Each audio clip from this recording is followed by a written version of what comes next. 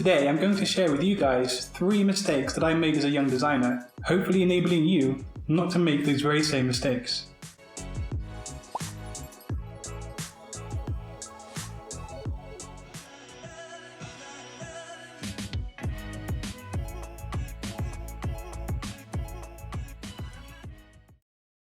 What is up people, it's Tom from Satori Graphics, the home of graphic design content right here on YouTube.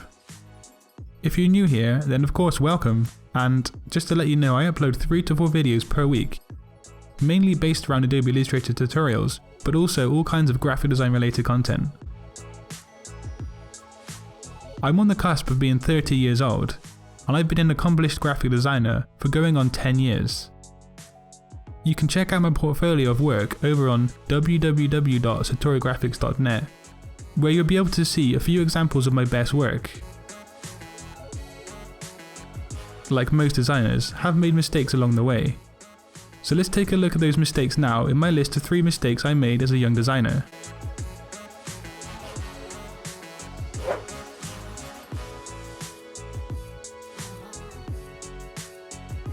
The first mistake I made as a young designer is based around deposits. I have a little story that plays into this point about my own experiences. So back in around 2011, I was commissioned by a client to design a logo for an online radio station. The price was really great, and so we made a deal. Little did I know, I had just made a deal with a selfish and deceiving man. As I was young and silly, or maybe he talked me into it, I don't know, I didn't require a deposit before the project started. So throughout the next few days, I finished the logo design, and he asked for some revisions several times over. I also sent over a few of the raw files, which was a big mistake. And then the days quickly turned into weeks before my very eyes. And then eventually, silence. Nothing at all. So I contacted him and waited for his response. But I knew deep down what had just happened. I started to get really frustrated with him and also with myself for being so stupid. I started to turn into something similar to a creepy guy who stalks his crush online day in and day out. But only I was trying to get my money back instead of the love of my life. But as it turns out, he robbed me really good. And also he used the logo design for the business. I was really naive and stupid, and I had no rights to the design legally, as I didn't ask for an upfront deposit and there was no contract. So, my first mistake that I made as a young designer is not asking for a deposit up front. Your piggy bank will still be smiling because you didn't lose actual money, but you did lose time. And time is money essentially in graphic design. So what did the guy do with the money rather than spend it on my services? Who knows, your guess is just as good as mine. But I let this go, and I use it as a lesson for the future. Working without security in place, such as a deposit or a contract, is essentially like gambling with your time and your business. So make sure you negotiate a deposit before you start any project or work.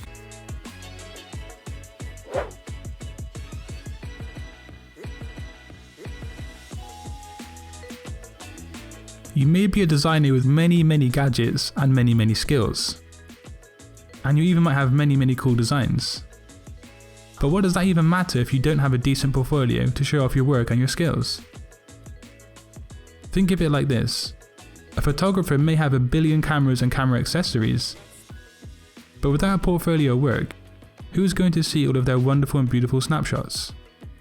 Probably only their immediate friends and family. Likewise, without a portfolio, your graphic design work is not going to get seen that much or as much as you like it to be. But what about social media, hear you cry? I'm going to explain next why portfolios are still relevant, even with social media.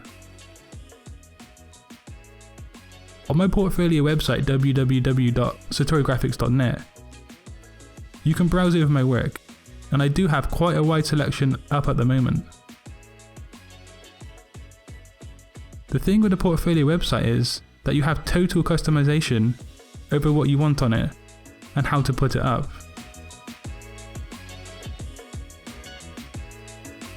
Like my about page here, I can write as little or as much as I like, and I can put it into whatever format I desire.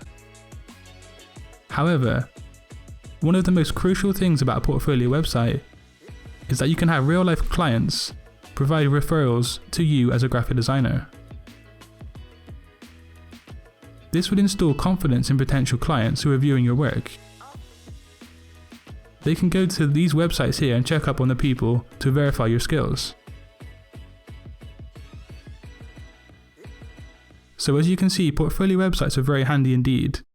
And of course, you can even integrate them into your social media and vice versa. So here on my Twitter page, I have my YouTube linked, of course, but also my portfolio website as well. This is one mistake I made as a young designer. I waited way too long before I had a decent portfolio website up and running. So if you guys haven't done that yet, try looking into doing it, because it really will help your graphic design work.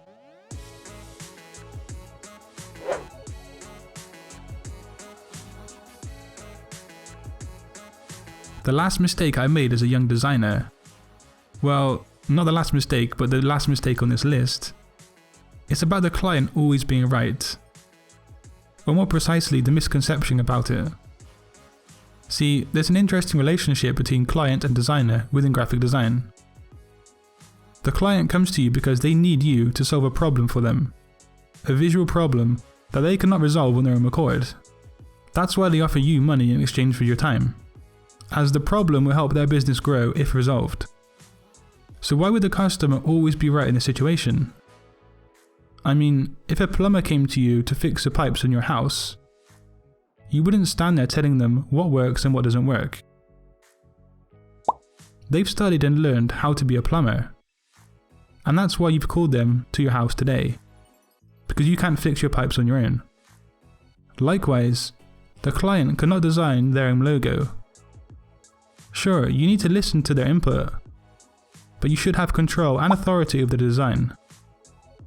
Talk to them in a way that shows you know what you're doing and you know what you're talking about, and convey why a certain design works or doesn't work.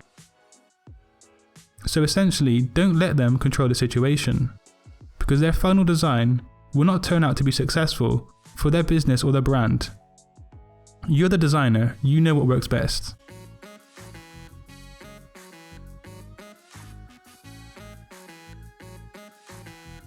In today's Satori's bonus tip, I want to show you guys the pencil tool in conjunction with the smooth tool. If you select an object in Illustrator and then press the N on your keyboard, or locate the pencil tool here, you can freehand draw along your path and edit the style and the shape of the design. If you then locate the smooth tool, you can roughly draw over the path again, which will smoothen out the line. Or you can simply click the anchor point and then it will also smoothen the path, but along the entire line of the shape. These two tools, when used in unison, allow you to quickly edit and smoothen out a vector path and a vector design in Illustrator.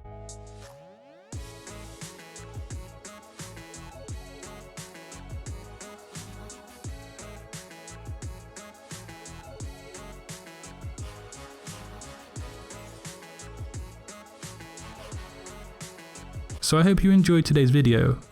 If you did, make sure to drop a like and a comment on your way out, and share my content so somebody else can see it. A quick message to those who are subscribed to my email list. I'm sorry, but I've had no time to send out a weekly email for the past few weeks. And also life got in the way quite a bit. But I'm going to be back again this Sunday onwards with Satori Graphics news, graphic design freebies, and hidden content.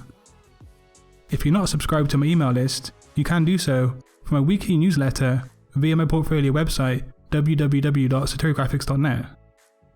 Also, I'm looking to get a new DSLR camera, and when I finally get around to getting one, the quality of my videos is going to increase quite a lot, as well as me being able to finish logo design tutorial from start to finish.